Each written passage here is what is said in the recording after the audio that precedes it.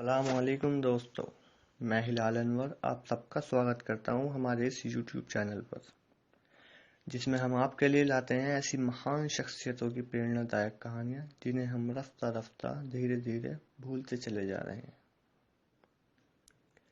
जिंदगी बाद फना तुझको मिलेगी हसरत, तेरा जीना तेरे मरने की बदौलत होगा। क्या बात है साहब। ये शेर है महान शायर, महान क्रांतिकारी अशफाक उल्लाह खान का, जिन्होंने हंसते हंसते महज 27 साल की उम्र में फांसी का फंदा चूम लिया था। अशफाक का जन्म उत्तर प्रदेश के शहीदगढ़ शाहजहांपुर में रेलवे स्टेशन के पास कदन खैल जलाल नगर मोहल्ले में हुआ था। तारीख थी 22 अक्टूबर सन 1900। पिता का नाम था शफीकुल्लाह खान। अशफाक अपने भाई बहनों में सबसे छोटे थे। उनकी प्रारंभिक शिक्षा अंग्रेजी माध्यम के स्कूल में हुई। धीरे धीरे अशफाक पढ़ने लिखने के बहुत शौकीन हो गए। उन्हें जंग के हालात वाली किताबें पढ़ने में ज्यादा मजा आता था, और इसी दौर में उनके दिल में क्रांतिकारी विचारों का जन्म भी होने लगा था। अपनी डायरी में अशफाक ने अपने खानदान का भी जिक्र किया है। उनके बाप दादाओं के खानदान में कोई भी ज्यादा पढ़ा लिखा नहीं था, लेकिन उनके ननिहाल में सभी लोग उच्च शिक्षित थे और बड़े सरकारी ओहदों पर आसीन थे। 1857 के गदर के दौरान उनके ननिहाल वालों ने क्रांतिकारियों का साथ नहीं दिया था। लोगों ने गुस्से में आकर उनके आलीशान कोठी को आग के हवाले कर दिया था, और वह कोठी आज भी पूरे शहर में जली कोठी के नाम से मशहूर है। लेकिन अशफाक उल्लाह खान ने अपनी कुर्बानी देकर ननिहाल वालों पर लगे इस बदनुमा दाग को हमेशा के लिए धो दिया।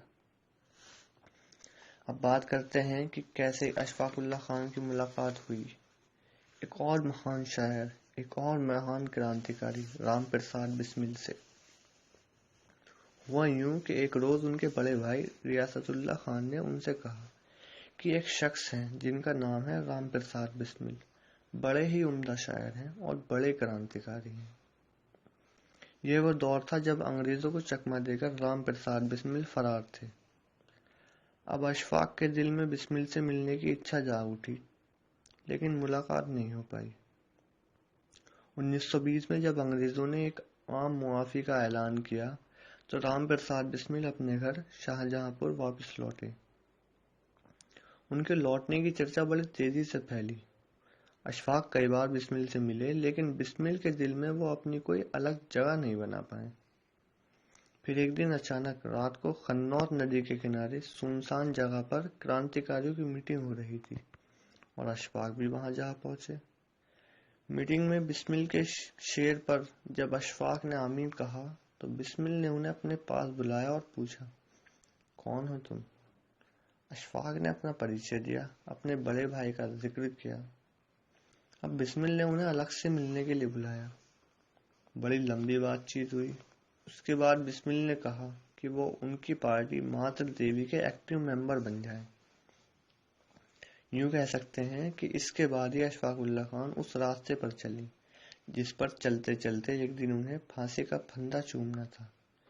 यह वह दौर था जब क्रांतिकारियों के पास पैसों की बहुत किल्लत थी, साधनों की बहुत कमी थी। लेकिन एक बार जब बिस्मिल ने सरकारी खजाना लूटने की योजना बनाई, तो अशफाक वो एकमात्र क्रांतिकारी थे उस बैठक में जिन्होंने इसका खुलकर विरोध किया। इस पर दूसरे क्रांतिकारियों ने ताना मारा कि पंडित जी यानी बिस्मिल, हमारी पार्टी में एक मुसलमान को शामिल करने की जो जिद की थी आपने, अब उसे भुगतिए, हम लोग तो चले। इस पर अशफाक उल्लाह खान बोले, पंडित जी हमारे लीडर हैं, उनका फैसला हमें मंजूर है। हम आज कुछ नहीं कहेंगे, लेकिन कल सारी दुनिया देखेगी कि एक पठान ने इस एक्शन को किस तरह अंजाम दिया। 9 अगस्त 1925 की शाम थी। काकोरी स्टेशन से जैसे ही ट्रेन छूटी, राजेंद्र नाथ लाहिड़ी ने ट्रेन की चेन खींची और उसे रोक दिया। अशफाक कूदकर ट्रेन पर चढ़े और रेल ड्राइवर की कनपट्टी पर तान दी पिस्तौल। उधर राम प्रसाद बिस्मिल ने गार्ड को जमीन पर गिराते हुए खजाने की तिजोरी बाहर फेंक दी। अब तिजोरी नीचे तो गिरा दी, लेकिन तिजोरी इतनी मजबूत थी कि कील से टूट नहीं रही थी। एक के बाद एक क्रांतिकारी ने हाथ आजमाया, लेकिन सब नाकामयाब। फिर अशफाक ने पकड़ाई अपनी पिस्तौल एक दूसरे क्रांतिकारी को और टूट पड़े उस तिजोरी पर एक भारी भरकम हथौड़ा लेकर, और आखिरकार तिजोरी टूट गई। सबने उस दिन उनकी फौलादी ताकत का नजारा देखा था। इस घटना के बाद पुलिस की दबिश इतनी बढ़ गई थी कि पूरे देश में क्रांतिकारियों की गिरफ्तारियां हो रही थी, लेकिन अशफाक पुलिस की आंखों में धूल झोंक कर फरार हो गए। पीछे पीछे पुलिस, आगे आगे अशफाक। अंत में उन्होंने विदेश भागने की योजना बनाई और दिल्ली आकर पासपोर्ट बनवाया, लेकिन किसी भेड़िए ने दिल्ली खुफिया पुलिस को उनकी खबर दे दी और पुलिस ने उन्हें पकड़ लिया। बिस्मिल ने अशफाकुल्लाह खान को यह सलाह दी कि जिस तरह से शतरंज के खेल में हारी हुई बाजी जीतने के लिए अपने कुछ मोहरे मरवाने पड़ते हैं, तुम भी अगर माफीनामा दायर कर दो तो मौत की सजा से बच सकते हो और देश की कुछ और सेवा कर सकते हो, देश के कुछ और काम आ सकते हो।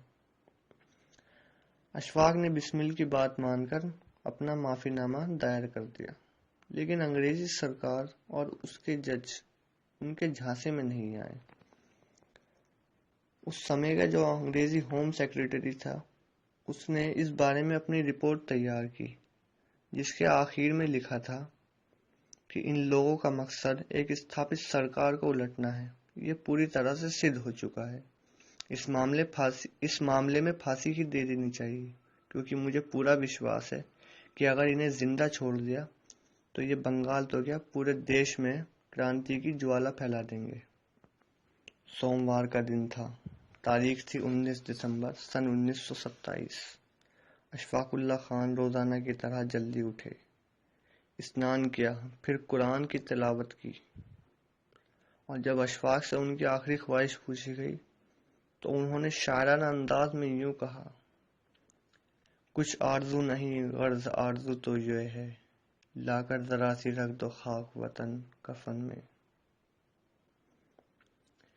फिर अपनी फांसी के तख्ते पर खुद खड़े हो गए और कहा, मेरे हाथ इंसानी खून से नहीं रंगे हैं, खुदा के यहाँ मेरा इंसाफ होगा।